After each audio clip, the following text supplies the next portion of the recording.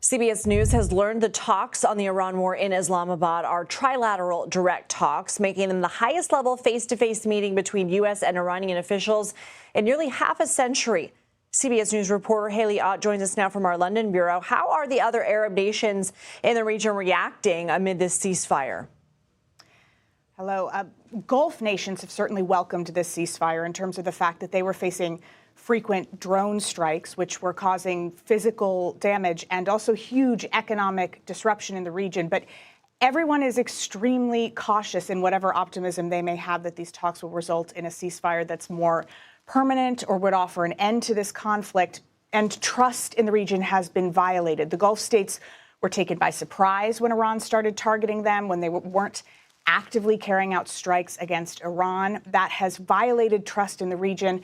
And then there's the Strait of Hormuz. The Gulf states insist that the strait be reopened, that there not be any sort of toll collected by Iran. But the strait is Iran's big bargaining chip. So they may use that in negotiations or as part of continued conflict, potentially.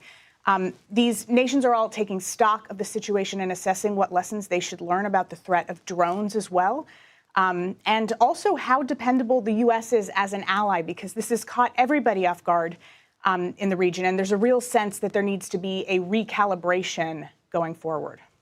What are you hearing about how European NATO countries are feeling about the war at this point and the fact that traffic has been choked up at the strait?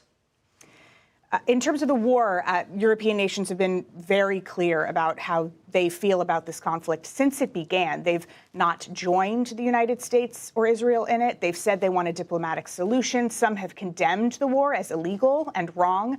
The UK Prime Minister Keir Starmer said multiple times that he didn't join the U.S. in its offensive actions in Iran because to engage British troops, he said, he'd require a legal justification for the war and a solid plan with laid out goals. And he said he felt neither of those existed.